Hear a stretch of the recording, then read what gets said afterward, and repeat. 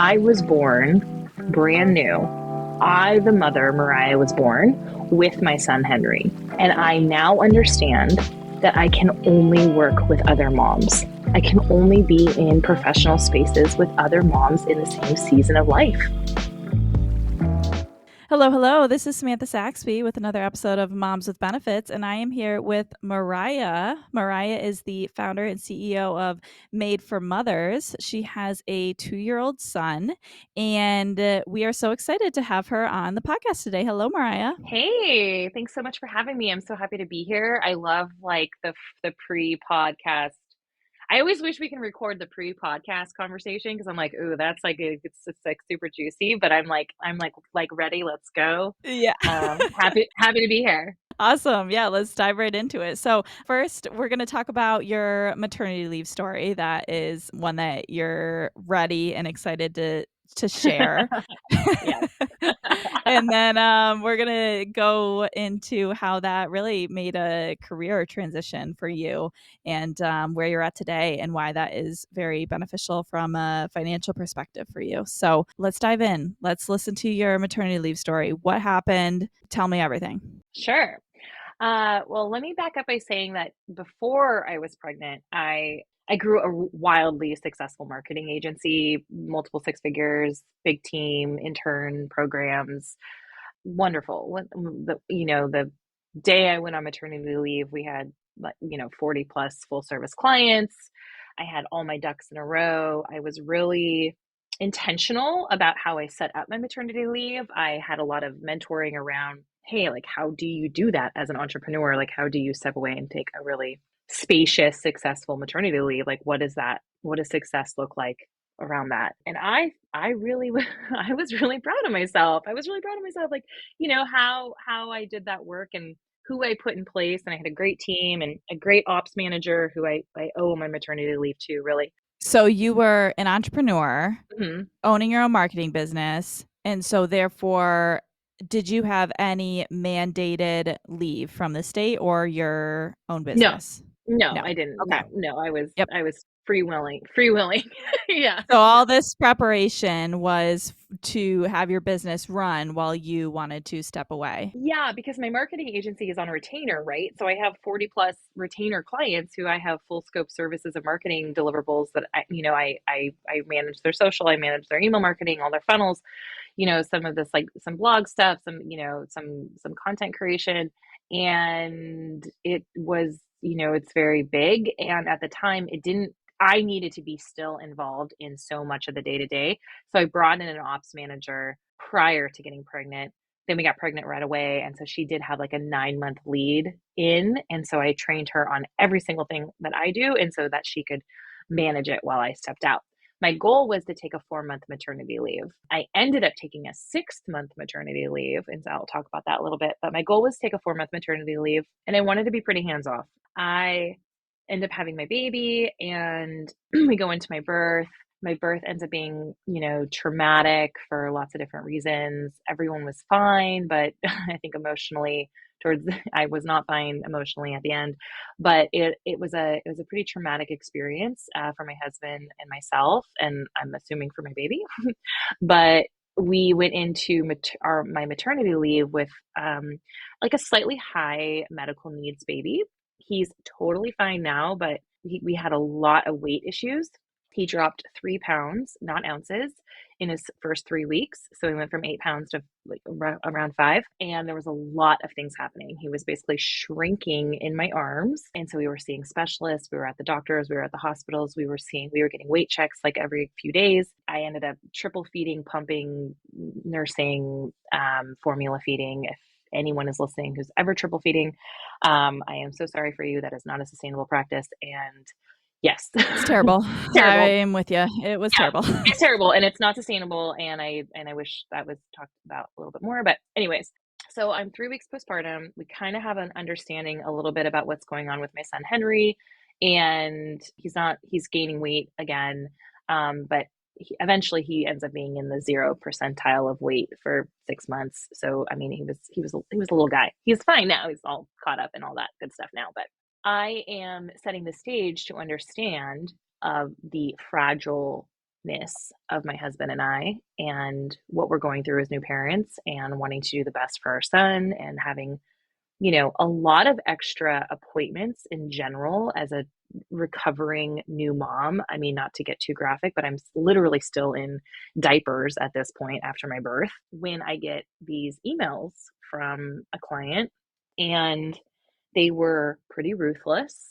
And basically, what they had told me was that they needed to fire me and that I owed them X amount of money, a significant amount, and that they were even talking about getting litigious with contracts and things because I had taken an extended maternity leave because I was taking 4 months off, even though my clients were completely aware and set up and prepared. And there was actually nothing in my contracts that said that you get one on one time with Mariah. It was all the language was built in my contracts around the agency. You get access to the agency. So it doesn't matter who's running your strategy calls, doesn't matter who's emailing you.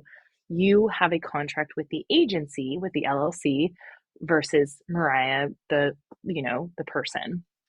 And that was really intentional as well. In these emails, they're saying how unprofessional and how unfair, and they hired me to work with me, and then, of course, these are also clients that we're going above and beyond for. So I'm not even telling them how much extra work we're doing for them each month. And it was horrible, Samantha. It was horrible.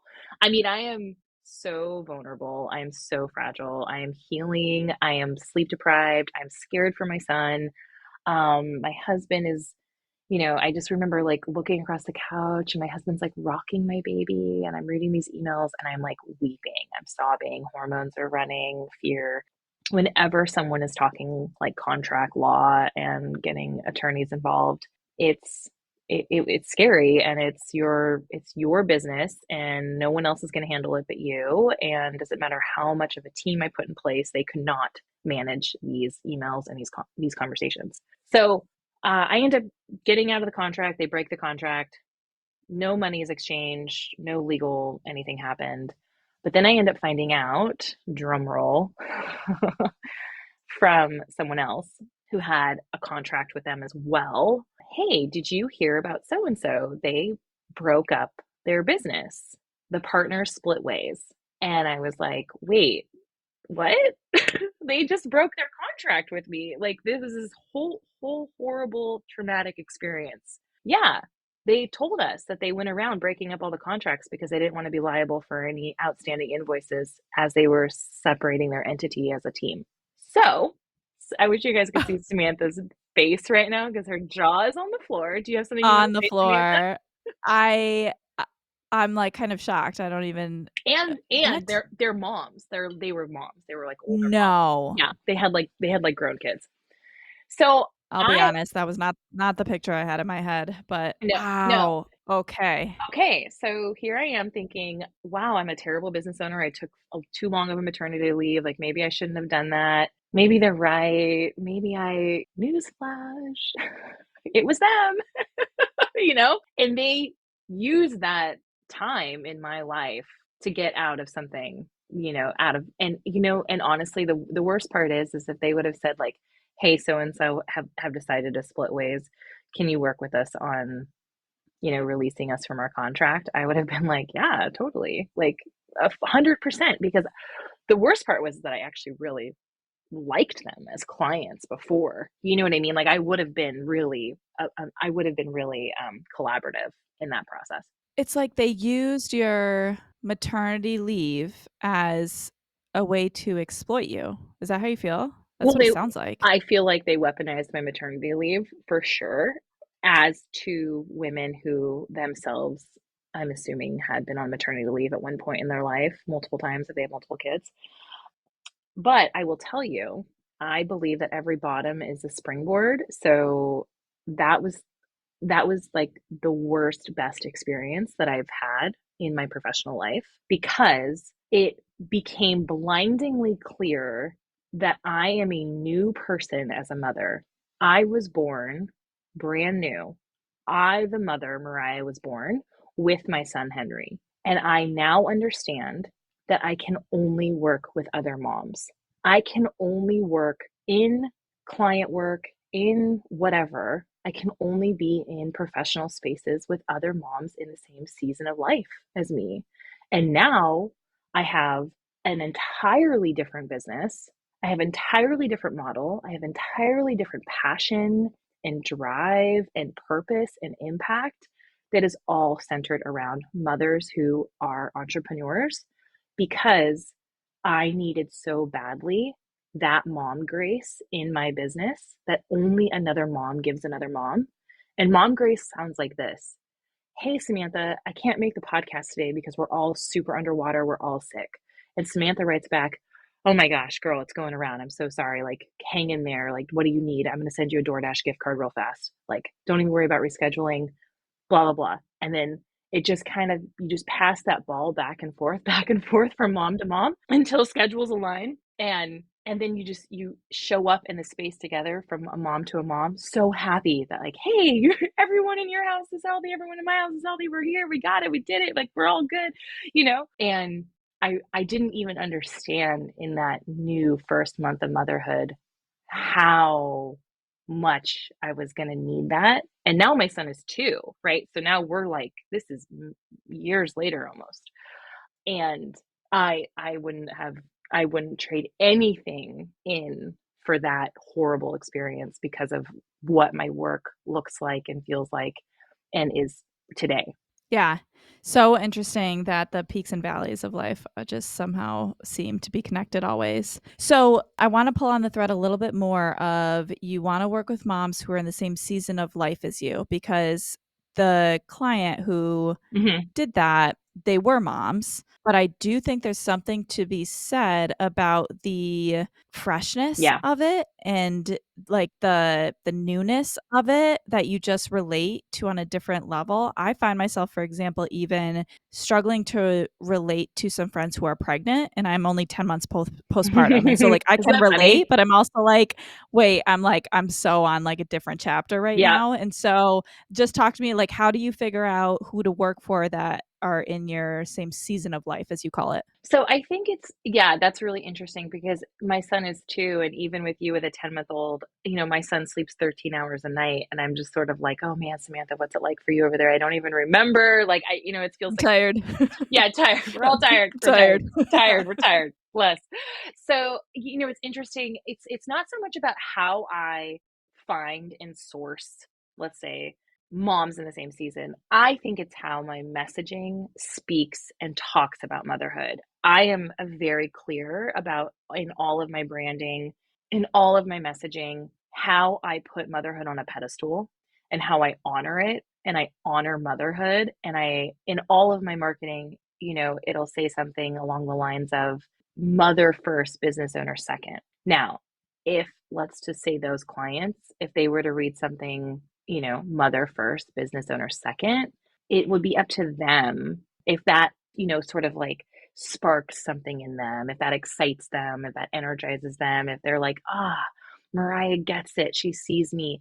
And I'm not saying that there's a right or wrong, but not every mom in business might relate to that kind of idea. Yeah. So I am very intentional about how I set motherhood up and how I speak about it and how I honor it by honoring the mother first.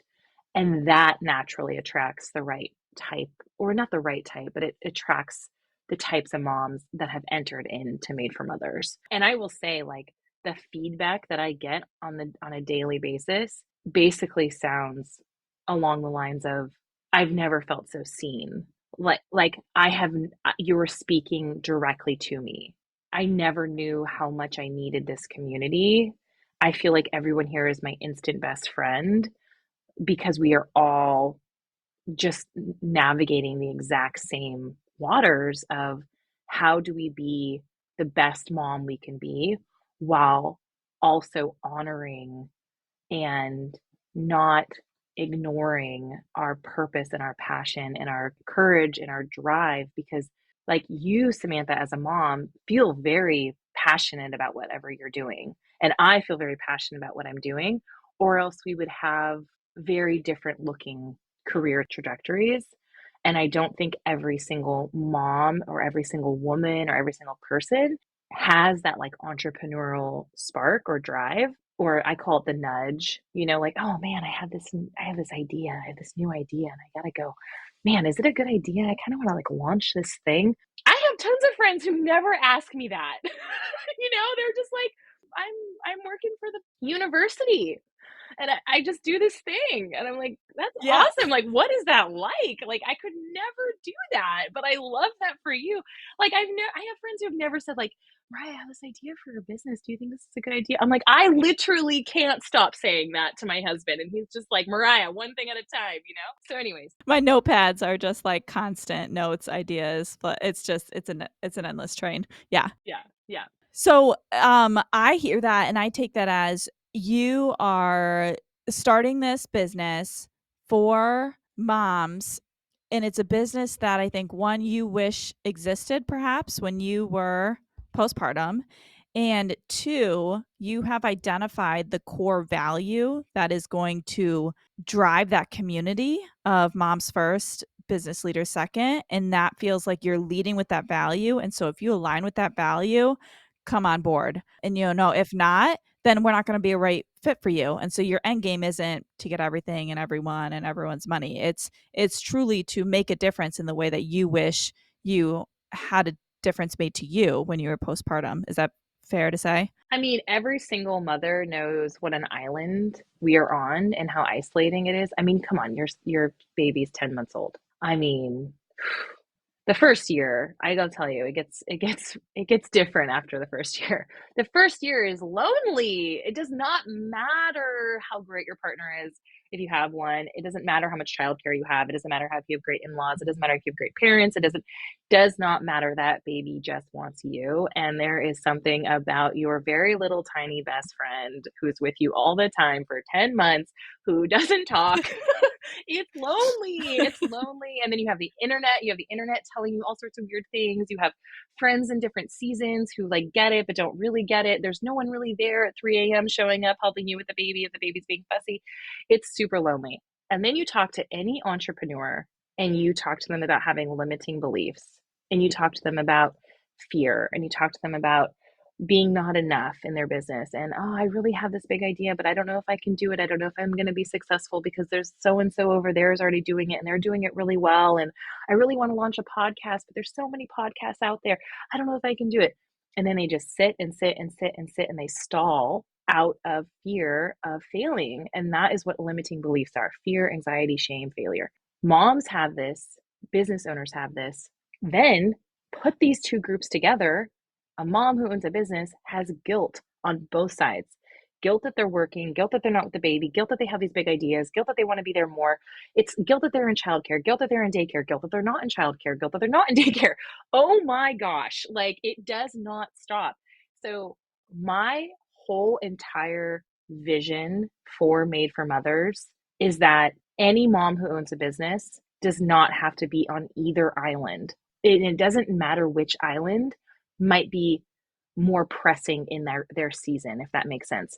I will say, as having a 10-month-old, I think your island is a little bit more lonely. I think for a mom who maybe has a 9-year-old and 10-year-old, and then maybe they're in school, or maybe their kids are in high school and they have sports and activities, and they have tons of mom friends because they have school mom friends and sports mom friends and all this.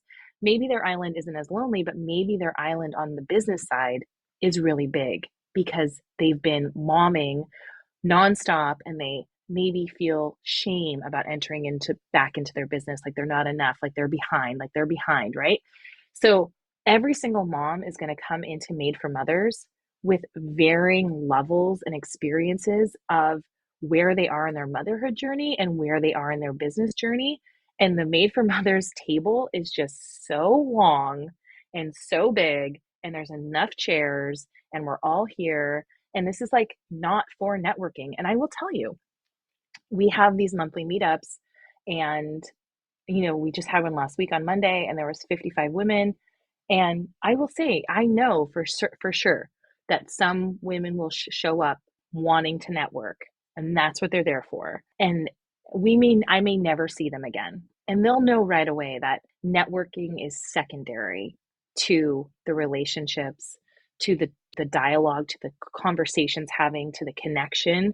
And the networking is like a slow burn secondary outcome after those relationships are made. And that's a perfect example of the moms who are there for the connection in the community will get it, and the moms who are there just for like maybe a networking experience, they'll go back to the chamber. They'll go back to go to a BNI.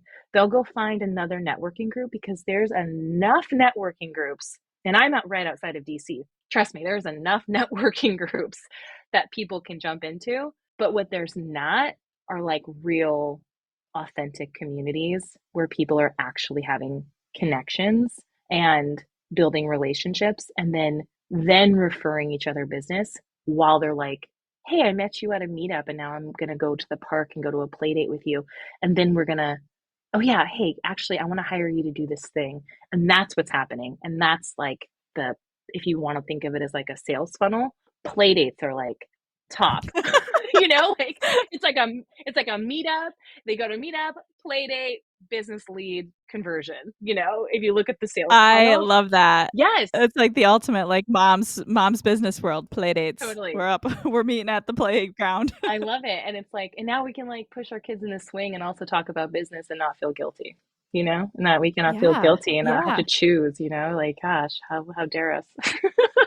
Incredible. Oh my gosh, incredible. So your passion is so clear here. I am very curious to know, at Moms with Benefits, we really like to take a special lens on the finances part of motherhood. And so I'm curious, what's your story and how would you frame your financial journey in terms and in relation to your motherhood? Yeah, I love this because I do think that more women in general just need to talk about money. And I think that we don't, I think that money doesn't need to be like a four-letter word, and it doesn't have to be shameful. It doesn't have to be secret. And I do think that the more women that have education around how money actually works, then they can realize how much more empowering they can be with their money. There's some crazy statistics around how many women are not represented in the stock market unless they have a corporate buy-in from their job. So basically, if you have a traditional career track and your company sponsors your 401k match or something, that might be the only money they have in the stock market. But if they don't have a traditional corporate, job, then even they don't even know how to get into the stock. It's crazy. Like, you should do some research on that if you've Mhm. ever done that. Like, anyways, I have like some pretty clear, financial goals that I'm not afraid of. I'm looking to build like a seven-figure, eight-figure business. And and my husband has a traditional job that eventually, will have a cap on it. But I have this situation that is so common, which is something that you and I spoke about, which is I'm an entrepreneur and I have kind of like limitless earning potential. Once you can realize how to scale, I think that money starts to feel different.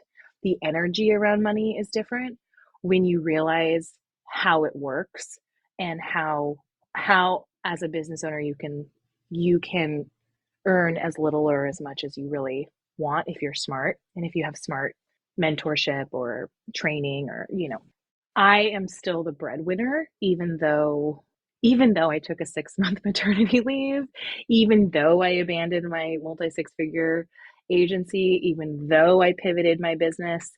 I am my income didn't take a hit, because I am still in the driver's seat of building a strategic business, and I'm good at that. That's a skill set I have. But I will say that I am, like what I was going to say earlier, was I'm very grateful that my husband does have a traditional job, because that is where my benefits are, right?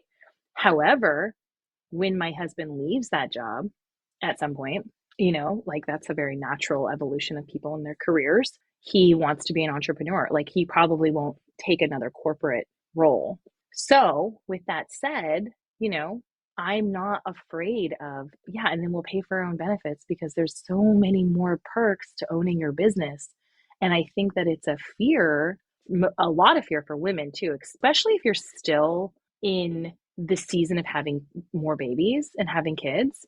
I know I don't want to be pregnant without health insurance. I don't want to be struggling to pay hospital bills for a birth. But I know that on the other side of owning a business, there are so many more financial perks to how you can earn and how you can be in the driver's seat of your money, and getting third party outside health insurance and benefits, and investing in your own SEP IRA, investing in investment properties, investing in your own for Roth or whatever. My son has his own money market funds. My husband does. I do. I have multiple. And I just found the right financial planner and the right CPA and the right, experts in the field to teach me. I don't know. They probably are so annoyed at me because I'm always like, no, I'm not going to just like trust you blindly. I want to know. I want to know how it works. That was gonna be my question because you strike me as someone who really likes to dig in deep, know, not just gonna outsource everything or anything, and so No, yeah. yeah, so how much of this. It's a curse. Yeah. Just to be clear, it's So a curse. I've literally said to my husband, like, maybe I should go get my financial planning like certificate. He's like, oh my God, stop. I'm like, well, yeah, I think it'd be good to know. Like, I think it would just be good to know like how it all works. you're like a lifelong learner. So how do you figure out, like, are you just researching it, Googling it, using your resources, using people online? Like, how are you figuring out how to be this savvy with your finances? I literally am. I don't know. I think some of it is like I'm pre-wired this way to like want to know how things work. But I also grew up with like nothing. And so I think I have a very different experience. I'm a first generation college student. I'm the only business owner in my family. Like we bought an investment property, from my business. So I was kind of like put in situations where I know I want to be a good steward of my money because it was never taught to me. And so I think that there was some of that like self independent sort of, not like scrappy, but like more understanding that wealth is generational. And if you really want to change systems, you have to get into the system to understand how it works. And that goes across any type of healing, and not to get all super woo woo, but money, there's healing in money, like for sure. And there's healing that comes with, identifying your worth and what you charge. And, if you're someone who's undercharging and undervaluing yourself, that's why my one-on-one coaching is actually called biz therapy, because trust me, you can talk to me all day about marketing, but it's probably not a marketing problem. It's probably a much deeper internal worth type problem that you're having in your business. But I am the person who's like, okay, I need to understand how this works. So I'm going to call a CPA and I'm going to ask them and I'm going to pay them for a consult. And I'm not going to get a consult on, hey, how would you run my finance? How would you run my taxes or whatever? I'm going to call them and I'm going to pick their brain and I'm going to ask them every single question about what I need to know. And I will ask my CPA, like, what would you ask a CPA? What should I be doing? What should we be doing? Like I want to know everything that has to do with me and my finances that might be coming down the road. Hey, if we have a second baby, how does that imply? Hey, should I be an S corp or an LLC? And I want to know all of that broken down.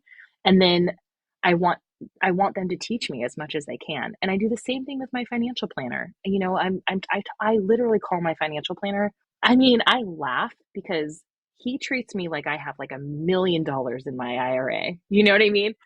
And I do not. I do not. Okay. But he shows up in that conversation like I do. And I like love him for it because I want to know everything. What should we be doing? Like, I want to be a very active player when it comes to being a good steward of what I've built, because I do think of this business as a legacy. And I do think of it as legacy building for my son and showing him. A perfect example of this is when he was born, we had the option. I don't know if you did this as well, but we had the option. We could start a college fund, which actually college funds 529s are better now because now you can roll them into an IRA tax free, which is something I called my financial planner and my CPA and picked the heck out of their brain about. But we opted to not do the college fund because I said, well, what if he doesn't want to go to college? Like, I don't know what college is going to Yep. look like in 20 years. I hope he goes to Harvard. Like, don't get me wrong. Like, I would not be, yes, go be traditional, whatever. But what if he wants to be an entrepreneur? What if, da da da da da da? So we went down this rabbit hole. And I said to my husband, I was like, you know what we should do? We'll start an IRA for him and a Roth, and we're going to invest in that, and we're going to give him a down payment for a condo, a 2 or 3 bedroom condo or a 2 or 3 bedroom townhouse. Then he can take that down payment, he can buy that townhouse, and he can rent the rooms out, and he can pay for the mortgage. And if there's extra, he can keep that money, but he has to be a good steward of that condo, of that townhouse. And if he wants to go to college, that will be where we buy it. We can have it there. He can live there.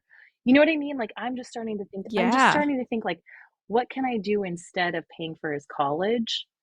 You know, what can actually be training him on money management while also giving him something that has like a little piece in the pie, like a little stake in the game. Yeah, I don't mean to summarize this so simply, but it feels like everything you do is with the long-term end game in mind. Like you're a long-term thinker. Yes, but you should see how bad I am at answering emails.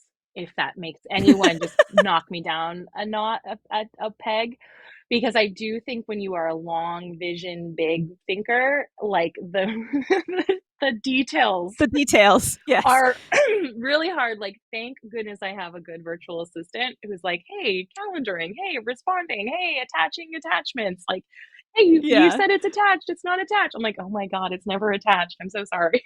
you know? It's never attached. But yes, I am thinking about that like long range. And I think that there might be like a connection to maybe having like being raised into a type of family that maybe didn't think that way.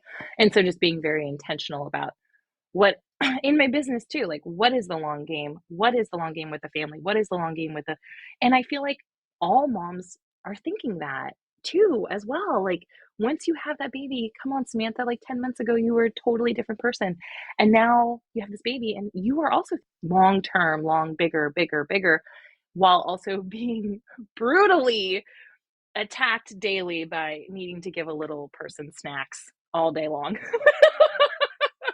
Never enough snacks. Never enough It's snacks. never No enough. one prepares you for motherhood for the grocery bill. That's all I'm going to say. We talk way too much Yes. about labor. We talk way too much about birth, and we don't talk about Yep. grocery bills enough. We gotta do a whole episode on grocery Yeah. bills. Yeah. You do. You should. Yeah. Yeah. All right. Well, thank you so much for sharing so much about your journey into motherhood and the business you're so passionate about and being, a really, really driven and long game focused entrepreneur. It's really quite impressive. And so I know I've personally taken a lot of takeaways from this conversation and Yay. I'm sure our listeners did as well. So anything else you want to share before we sign off here? Yeah, if you are a mom in business and you feel like you're on an island and you want to jump into a community that really sees you and honors you, we're launching office hours, which is just a 1 hour co-working session the last Wednesday of the month, 1 p.m. on the East Coast time. And, if you want to start a chapter of Made for Mothers meetups in your community, like, let's talk, because we're launching chapters. And if you listen and you're going to be at the Working Mom Conference in Philadelphia this August, I would love to meet you and know you. And I feel really strongly about moms, moms for moms, and building your own damn village. And I'm just always so grateful to have spaces like this to talk with the other women who just get it and who speak the language. So thank you so much for having me. And I'm at Mariah Stockman on Instagram. Yep, we'll tag her too on when we release this episode on our Moms with Benefits org Instagram as well. So you can find her there. All right. Thank you. Thank you so much, Mariah. Thank you. Moms with Benefits is chasing financial and emotional stability for motherhood. If you've resonated with any of the stories from our moms, we'd love for you to give us a rating and quick review to help spread the word. You'll also find Moms with Benefits on Instagram at Moms with Benefits org. Keep going and keep growing, Mama.